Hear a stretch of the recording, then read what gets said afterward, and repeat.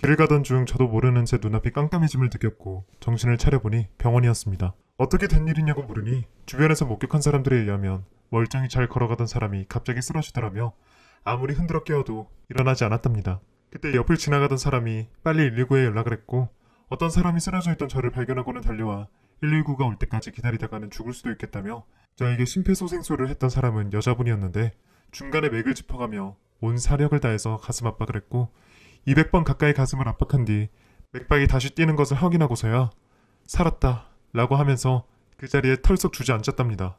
그때가 한여름도 아니었는데 그 여자분은 저의 심폐소생술이 끝나고 난 후 온 얼굴에 땀범벅이 되어 있었고 119 대원이 도착하자 위기는 넘긴 것 같다며 잘 부탁드린다고 인사를 하고는 그 자리를 떠났다고 했습니다. 병원에서 정신을 차리고 나니 병원에서 한다는 소리가 그러더라고요. 심정지 상태에서는 4분이 골든타임이라고 만약에 그 여자분이 아니었다면 저는 그 자리에서 숨을 거두었거나 뇌사 상태에 빠졌을지도 모른다고 하더군요.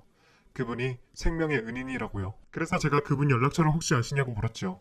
제 목숨을 살려주셨으니 꼭 감사하다고 인사드리고 사례를 하고 싶다고 했습니다. 그랬더니 병원에서는 연락처까지는 모른다고 하더라고요. 119 대원이 도착하고 난 뒤 자리를 떠나서 이름도 모른다고 했습니다. 하지만 저는 저를 살리고 유유히 자리를 떠났다는 그분을 잊을 수가 없어 그분을 직접 찾아보기로 하고 어떻게든 찾아서 인사를 해야겠다 생각하고 있었죠. 제가 쓰러진 그 아파트는 우리 집에서 10분 정도 떨어진 곳에 위치해 있었습니다. 그곳은 제가 죽을 때까지 쳐다도 보기 싫은 곳이지요. 저는 그날 아내의 외도 현장을 찾기 위해서 그 아파트를 찾았다가 극도의 스트레스를 이겨내지 못해 그 자리에서 쓰러졌으니까요. 하루는 일을 하고 있는데 낯선 번호로 전화가 걸려왔습니다. 처음 보는 전화번호에 잘못 걸려왔거나 보이스피싱일 수 있어서 전화를 안 받았지요. 그런데 똑같은 번호로 전화가 몇 통이나 계속 걸려오는 겁니다. 그래서 전화를 받았더니 연세가 지긋하신 분이 화가 나서 소리를 지르시더라고요. 아파트 방문증도 없이 여기다 차를 대면 어떡합니까? 저는 이게 무슨 소린가 싶어서 네? 차요? 제가 차를 주차했다고요? 물었더니 그럼 차 주인이 여기 차를 주차해놨지 내가 여기에 차를 옮겨놨겠어요? 여기는 입주민 지정 주차구역이에요. 그쪽이 말도 없이 차를 대놔서 여기 사모님이 지금 차도 못 대고 기다리고 계시잖아요. 내가 딱 보고 있었는데 언제 차를 대고 간 거예요? 하시는 겁니다. 거기가 어딘지는 몰라도 전화하신 분은 그 아파트 경비 아저씨 같았습니다. 입주민 항의가 들어와 아저씨가 굉장히 난감하신 듯 보였죠. 그런데 아무리 생각해도 이상한 겁니다. 우리 차는 분명히 우리 아파트에 있고 저는 지하철 타고 출퇴근해서 주말에만 차를 쓰는데 평일 대낮에 우리 차가 모르는 아파트에 주차되어 있다니요. 게다가 아내는 장롱 면허라 면허는 있지만 절대 운전하는 사람이 아닌데 우리 차가 남의 아파트에 주차돼 있다니 그야말로 귀신이 곡할 노릇이었죠. 저는 흰색 SUV가 맞냐고 차 번호를 불러주면서 번호는 맞냐고 제 차 물었죠. 그랬더니 경비 아저씨가 차를 빼라고 하면 차를 빼줘야지 왜 자꾸 그런 거는 물어요. 얼른 차 빼요 했습니다. 그래서 저는 거기가 어디냐고 물었더니 경비 아저씨가 번거롭다는 듯이 땡땡 아파트잖아요 했고 저는 지금 회사에 있으니 아내가 차를 쓴 모양이라며 아내한테 전화해서 차 빼라고 하겠다고 하고 전화를 끊었습니다. 저는 아내한테 바로 전화를 걸었죠. 전화를 안 받다가 세 번째 전화를 하니까 받더라고요. 그래서 제가 당신 지금 어디야? 하고 물으니 집이지 어디긴 어디야 했습니다. 그래서 저는 집? 집 확실해? 우리 차가 다른 데 주차돼 있다고 차 빼달라고 전화 왔던데? 하니 아내는 갑자기 말을 바꾸면서 여기 아는 언니 집 잠깐 차 가지고 왔어. 차 빼달라고 연락이 왔어? 하더군요. 그래서 제가 이상해서 당신이 운전했어? 당신 운전 안 하잖아 했더니 아니야 바로 집 앞에 장 보러 다닐 때는 하지. 장 본 거 집에 들고 가려면 너무 무겁잖아. 그래서 장 보러 나올 때는 차 갖고 다녀. 장 보러 왔다가 아는 언니가 차 한잔하고 가라고 해서 차 한잔하러 온 거야. 지금 집에 갈 거야 하면서 안 물어본 얘기까지 하고 있더라고요. 아내가 뭔가 숨기는 게 있는 게 확실했지만 일단 알았다고 차부터 빼주라고 하고 전화를 끊었지요. 그리고 한 3시간쯤 지났을까요? 퇴근하기 직전에 또 모르는 번호로 전화가 왔더라고요. 이건 또 누군가 싶어서 전화를 받았습니다. 이번엔 웬 여자분이 전화를 했더라고요. 오늘 낮에 땡땡 아파트에 주차한 차 주인 되냐고 묻더군요. 그래서 저는 그렇다고 누구시냐고 물었죠. 경비 아저씨가 전화할 때 옆에 있던 사람이에요. 아까 와이프하고 통화하셨죠? 어디에 있다고 하던가요? 하면서 저에게 묻는 겁니다. 그래서 저는 얼굴도 모르고 이름도 모르는 사람이 그건 왜 묻나 싶어서 왜 그러시냐고 했죠. 그랬더니 그 아줌마가 아무래도 그쪽 와이프가 우리 집에 왔다 간 것 같아서요. 혹시 와이프 긴 파마 머리 맞죠? 갈색으로 염색했고 키는 160 정도 돼 보이고 좀 마른 체격이던데 하더군요. 그래서 제가 제 아내가 긴 머리고 좀 마른 체격이긴 한데 그쪽 집에 갔다고요? 제 아내가요? 아는 언니 집에 잠깐 갔다고 하던데 혹시 제 아내랑 아시는 분이세요? 저는 무슨 말씀이신지 잘 이해가 안 가네요. 했죠. 그랬더니 그 여자분이 한다는 말이 저도 뭔가 잡히는 게 있어서요. 그런데 100% 확실한 게 아니라 지금 뭐라고 말씀드리기는 그런데 내가 집을 비운 사이 그쪽 와이프가 우리 집을 다녀간 것 같아요. 집에는 남편 혼자 있었어요. 차 빼달라고 했을 때 여자 한 명이 허둥거리면서 나오는데 우리 라인에서 나오더라고요. 물론 우리 아파트가 18층까지 있고 한 층에 두 집씩 있으니까 우리 집에서 나왔다고 100% 확신할 수는 없어요. 그런데 왜 사람이 감이라는 게 있잖아요. 왠지 그 여자가 우리 집에서 나왔을 것 같더라고요. 우리 아파트는 각 세대당 차 2대씩 댈 수 있는 지정 주차장이 따로 있어요. 그래서 아무나 남의 주차장에 주차를 할 수가 없어요. 그런데 내 자리에 차가 주차돼 있고 그 시간에 남편이 집에 있을 시간도 아닌데 남편 차도 주차돼 있더라고요. 집에 가보니 당연히 남편이 있었고요. 남편이 애써 태어난 척 하려고 하면서 나보고 이 시간에 웬일이냐고 하더라고요. 자기는 뭐 가지러 들어왔다고 하면서 요즘 자꾸 깜빡깜빡해서 큰일이라며 얼른 밖으로 나가더라고요. 우리가 15년을 살았는데 남편 눈빛만 보면 알죠. 거짓말을 하는지 아닌지. 저는 약간 결벽증이 있어서 항상 침대 보며 커튼이며 늘 제 모양대로 해놔야 직성이 풀리는 사람인데 방에 들어가 보니 침대보가 내가 해놓은 대로 안 돼 있더라고요. 뭐 가지러 왔다는 사람이 침대에 누웠을 리도 없고 이상하다 하며 침대보를 정리하는데 거기서 여자 목걸이가 하나 나왔어요. 작은 큐빅 박혀있는 얇은 그 목걸이인데 혹시 그쪽 와이프 목걸이 아닌가요? 그래서 저는 솔직히 목걸이까지 뭐하고 다니는지 모르겠다고 목걸이가 여러 개 된다고 했죠. 잘 살펴보세요. 제 남편은 요즘 하는 짓이 수상해서 제가 계속 지켜보고 있는데 아무래도 상대가 그쪽 와이프인 것 같네요. 제 남편은 땡땡그룹 다니는데 혹시 그쪽 와이프도 그 계열인가요?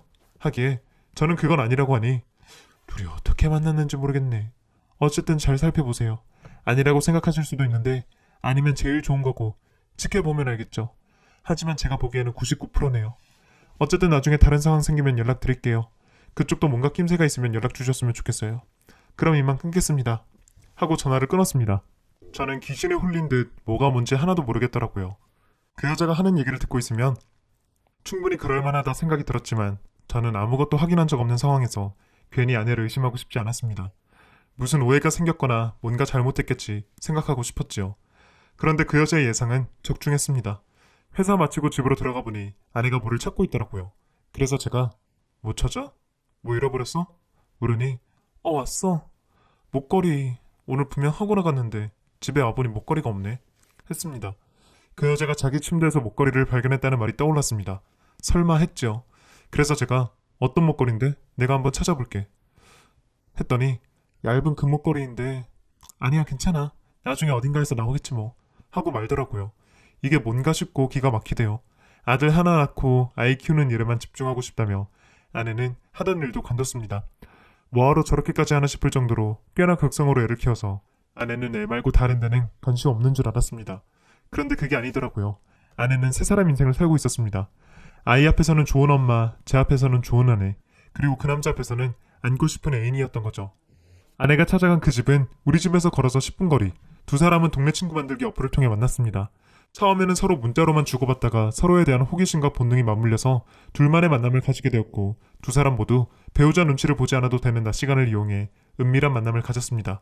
그 남자의 집은 두 사람이 은밀하게 만나기에 최적의 장소이면서도 짜릿한 장소였을 겁니다. 몰래 숨어서 빼먹는 곶감이 더 맛있는 법이니까요. 그러던 중 그 남자가 자신의 와이프에게 꼬리를 잡힌 겁니다. 제게 전화를 했던 그 여자는 몸이 좋지 않아 일찍 조퇴를 하고 집에 왔고 그날 그 시간 회사에 있어야 할 남편이 집에 있었고 낯선 여자의 목걸이가 침대 위에서 발견하게 된 거죠. 남편의 외도를 짐작한 그 여자는 침착하면서도 예민하고 예리했습니다. 목걸이를 발견한 후 두 사람은 꼬리가 잡혔다는 것도 모르고 여전히 서로의 본능에 충실하면서 겁도 없이 만남을 이어갔습니다. 어느 날 그 여자로부터 두 사람이 현장을 잡았다고 연락이 왔을 때 저도 바로 달려갔습니다. 집 앞에 먼저 도착한 그 여자는 제가 올 때까지 기다렸다가 자기 집 현관문을 열었고 본능 삼매경에 빠져있던 두 사람은 우리 두 사람을 보자 해악해 질려서 꼼짝도 못하고 그대로 얼어 있었습니다. 혼자도 아니고 둘이서 함께 왔으니 놀라기도 했겠지요. 벌건태낮에 이상한 옷을 입은 모습은 남편인 저도 지금껏 살면서 본 적이 없었습니다. 그런데 이 여자 밖에서는 완전히 다른 여자가 되어 있었습니다. 내가 10년 넘게 살아온 내 아내가 아니고 아이의 엄마가 아니었습니다. 너무나 낯선 완전히 다른 여자가 내 눈앞에 있더라고요. 그런 모습을 보고도 이미 예상을 했던 것인지 그 여자는 흥분도 하지 않고 끝까지 냉정했고 그 상황에서도 증거 사진을 찍어서 남기더군요. 저는 이성을 잃었습니다. 둘이 그러고 있는 꼴을 도저히 보고 넘기지 못해 저는 남자에게 달려가 주먹을 날렸고 침대 위에 있던 아내를 끄집어 내렸습니다. 아내는 제가 소리를 치고 흥분하자 미안하다고 싹싹 빌면서 일단 옷 입고 집에 가서 얘기하자며 자기가 죽을 죄를 지었다고 앞으로 시키는 대로 다 할 테니까 일단 집에 가자며 손이 발이 되도록 빌었습니다. 그때 회사에서 나를 찾는 전화가 왔고 제가 잠깐 정신을 차리고 전화를 받는 동안 아내는 그새 문을 열고 밖으로 도망쳐 버렸습니다. 저는 전화를 받다 말고 아내를 찾으러 달려갔죠. 그런데 그때 갑자기 눈앞이 깜깜해졌고 저는 그대로 정신을 잃고 쓰러져 버렸습니다. 그리고 정신이 들었을 때는 이미 병원이었습니다. 저는 지금 이렇게 멀쩡히 살아있지만 저는 그때 죽음의 문턱까지 갔었고 심폐소생술을 해준 사람이 없었다면 저는 아마 저 세상 사람이 되었을지도 모릅니다. 저는 저에게 심폐소생술을 해준 사람을 찾기 위해서 저를 이송해준 119 구급대원을 찾아갔습니다. 혹시 저를 살려주신 분이 누군지 물었더니 119에서도 모른다고 했고 신고한 사람이 누구냐고 혹시 전화번호라도 알면 가르쳐달라고 했더니 그건 개인정보를 알려줄 수가 없다고 하더라고요. 그러면 너무 죄송하지만 제 전화번호를 드릴 테니 가능하면 연락 한번 꼭 주시라고 생명의 은인을 찾으려고 하니 꼭 좀 전해주시라고 했죠. 그랬더니 일단 연락은 취해보겠다고 하셨지만 기대는 하지 말라고 하시더라고요. 저는 알겠다고 감사하다고 인사를 드리고 집으로 들어갔습니다. 아내는 그새 집으로 들어와 마치 아무 일도 없었다는 듯 아들 공부를 봐주고 있더군요. 그러면서 아빠한테 인사해야지 하고 애를 방으로 보내더니 제 눈치만 보고 있었습니다. 저는 그 꼴도 보기 싫고 옆에 있는 것도 소름이 끼쳐 방으로 들어가 버렸는데 아내가 저를 따라오면서 자기야 하면서 제 팔을 잡더라고요. 그래서 순간 제 몸에 송충이가 달라붙는 듯 소름이 끼쳐서 팔을 입는 힘껏 부리치고 뭐하는 짓이야 하고 경멸스러운 눈빛으로 쳐다보았죠. 그랬더니 아내는 멈칫하더라고요. 그래서 저는 더 말도 섞고 싶지도 않고 쓸데없는 변명도 듣고 싶지 않아서 이혼할 거니까 그렇게 알고 있어 하고 제 할 짓을 했죠. 아내는 자꾸만 저를 따라다니며 자기야 미안해 하며 기어들어가는 목소리를 자꾸 내고 있기에 아무 얘기도 필요 없고 이제 우리는 끝났어. 세상이 뒤집혀도 이 마음 변하지 않을 거고 두 번 다시 마주치고 싶지 않으니까 이 방에서 나가. 그랬더니 갑자기 무릎을 꿇고 울고불고 하더군요. 저는 그조차도 가식인 것 같아 보기 싫어서 제가 그 방에서 나가버렸습니다. 그랬더니 또다시 저를 따라와서는 다시 울고불고 하다가 제가 눈썹 하나 깠다가 안 하니 자기는 이혼 못한다고 절대 이혼 안 할 거라고 하더군요. 그래서 저는 그게 네 맘대로 되는 게 아니야. 이혼 소송은 내가 하는 거야. 너는 선택권이 없어. 했더니 다시 싹싹 빌기 시작했습니다. 사람이 그렇게 소름이 끼치기는 처음이었습니다. 그러던 중 전화가 한 통 걸려왔습니다. 전화를 받았더니 20대 초반의 남자 목소리가 들려왔습니다. 오늘 119에 실려가신 분이죠? 119에서 전화가 왔더라고요. 저하고 통화하고 싶다고 하셨다면서요? 그래서 제가 맞다고 신고해 주셔서 감사하다고 꼭 인사드리고 싶었다고 했죠. 그랬더니 그 남자가 뭐 사람이 쓰러진 건데 당연한 거죠. 회복되셨나봐요. 회복되셔서 다행이에요. 나중에 시간 되시면 짜장면이나 한 그릇 드시러 오세요. 여기 땡땡반점에서 짜장면 배달해요. 하더군요. 그래서 저는 그러시냐고 나중에 가겠다고 하고 한 가지 궁금한 게 있다고 혹시 오늘 심폐소생 해주신 분 아느냐고 물었죠. 그랬더니 아 그분 알죠. 그분 우리 짜장면집에서 배달 자주 시켜 드시는 분이잖아요. 하더라고요. 그 소리를 들으니 너무나 반가워서 잘 아시는 분이냐 제가 꼭 한번 인사를 드리고 싶은데 혹시 얘기를 좀 전해주실 수 있냐 했더니 뭐 그거야 어렵지 않죠. 아 그때 그 순간은 아무리 생각해도 대단했어요. 역시 간호사분이라서 그런지 다르시더라고요. 제가 배달하고 오는 길에 다 봤거든요. 아저씨가 쓰러지니까 바로 어디서 보고 달려와가지고 맥박을 짚고 숨 쉬는지 보고 바로 가슴 압박 시작하더라고요. 얼마나 집중해서 하는지 온몸에 땀이 범벅이 되더라니까요. 역시 병원에 계신 분은 다르시구나. 직업정신이 투철하시구나 생각했다니까요. 그래서 저는 그분이 간호사였냐고 혹시 어느 병원에서 일하시는 분인지 아시냐고 물었더니 거기 아파트 앞에 땡땡내과 있잖아요. 거기서 일하시잖아요. 거기 가보시면 계실걸요? 하기에 저는 너무 고맙다고 꼭 가서 인사를 드리겠다고 하고 전화를 끊었습니다. 그리고 저는 다음날 짜장면 배달하는 총각이 알려준 아파트에서 멀지 않은 저를 살려준 간호사분이 일하시는 내과로 찾아갔습니다. 그리고 카운터에 계신 분에게 혹시 저 아파트에서 심폐소생술 하신 분 아느냐고 묻고 있는데 그 여자가 그러니까 남편이 바람이 나서 연락했던 그 여자가 병원에 있었습니다. 저는 너무나 놀라서 여기서 일하세요? 하고 물었죠. 그랬더니 그 여자분이 조금 놀라며 어떻게 여기까지 몸이 완전히 회복되신 것 같아 다행이에요. 그때는 정말 위험하셨어요. 하더군요. 그래서 제가 혹시 그분이냐고 저를 살려주신 분이냐고 했더니 그렇다고 하면서 그날 뛰어나가셨을 때 남편하고 둘이 있는데도 해도 속이 답답해서 베란다에서 바람을 쐬고 있었어요. 그때 갑자기 쓰러지신 걸 봤어요. 심정지 같더라고요. 그래서 바로 달려갔어요. 우리 집이 2층이라 다행이지 꼭대기층이라도 됐으면 엘리베이터 기다리는 시간에 위험하실 뻔했어요. 기분이 정말 묘했습니다. 이런 것도 인연이라고 해야 할지 말아야 할지 그날 일을 치고 다시 볼 수 있을까 했는데 이런 인연으로 만나게 될 줄이야 꿈에도 생각지 못했습니다. 저는 덕분에 살았다고 아니면 저는 이 자리에 없었을 거라고 했죠.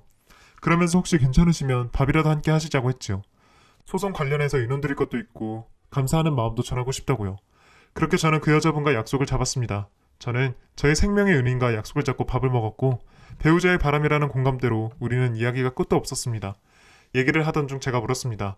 저는 도저히 예전으로 돌아갈 수 없을 것 같아서 이혼할 거라고 그쪽은 어떻게 하실 건지 물었죠. 그랬더니 자기는 진작에 헤어졌어야 하는데 지금까지 헤어지지 못하고 있었다고 하더라고요. 그 인간이 이번 바람이 두 번째예요. 첫 번째 발각됐을 때 정말 잘하겠다고 두 번 다시 바람은 없을 거라고 했는데 바람난 것들은 내가 믿는 게 아닌데 몇 개월 잠잠하다가 또 바람이 났어요. 한 번 속았으면 됐지 어떻게 두 번이나 속겠어요. 솔직히 확인된 것만 두 번이지 모르죠. 세 번인지 네 번인지 10번인지 하늘이 두 쪽 나도 같이 안 삽니다. 하기에 제 생각도 그렇습니다. 생각만 해도 치가 떨립니다. 헤어지신다고 하니 마음 편하게 소송도 하겠습니다. 했죠. 그렇게 우리는 한참 얘기를 하다가 그동안 모아두었던 소송에 필요한 자료를 주고받았습니다. 그리고 제가 다시 한번 제대로 인사를 드렸습니다. 저를 살려주셔서 너무나 감사드립니다. 평생 갚아도 다 갚지 못할 빚을 졌어요. 이 은혜를 어떻게 갚아야 할지요. 언제든 제 도움이 필요하시거나 뭐 부탁하실 일이 있으면 연락하세요. 제가 할 수 있는 일이면 뭐든 도와드리고 싶습니다. 어떻게든 빚은 갚고 싶습니다. 그랬더니 그 여자분이 살짝 웃으면서 장난스러운 말투로 저 집요해요. 독하게 빚독 쪽 들어갈 수도 있습니다. 긴장하세요. 하더라고요. 그래서 제가 얼마든지요. 하고 같이 웃었지요. 그렇게 우리 두 사람은 상대의 배우자들에게 상간자 소송을 걸었고 두 배우자에게도 이혼 소송과 함께 위자료 소송을 걸었습니다. 양육권 때문에 조금 과정이 시끄럽긴 했지만 소송 과정에서 이겨서 각자 양육권도 갖게 되었습니다. 둘 다 비슷한 시기에 이혼이 되었고 비슷한 시기에 아이와 독립하게 된 거죠. 이혼 후 생활에 많은 변화가 생겨났습니다. 우리는 싱글맘 싱글데디로 한두 달 살아보니 혼자서는 도저히 아이를 키우기는 역부족이었기에 서로 계약을 맺었습니다. 같은 동네긴 하지만 조금 더 가까운 곳으로 이사를 해서 서로 아이들 돌아가면서 돌봐주기로요. 우리 아들은 어느새 2학년, 그쪽 아들은 4학년. 서로 형 동생 하기도 딱 좋겠더라고요. 그래서 우리는 같은 아파트 같은 동으로 이사를 갔고 좋은 이웃사촌으로 서로 도움을 주면서 살고 있습니다. 다행스럽게도 아이들도 형제처럼 잘 지냈고요. 우리도 가끔 외롭거나 힘들 때는 같이 밥도 먹고 술도 마시면서 많은 위안을 받고 있네요. 한 치 앞도 모르는 것이 사람 일이고 사람의 인연이라고는 하지만 이렇게 긍정적인 인연으로 발전할 줄은 몰랐네요. 어쨌든 우리 두 사람 모두 과거 상처는 잊고 서로 도움을 주면서 행복하게 잘 살았으면 좋겠습니다.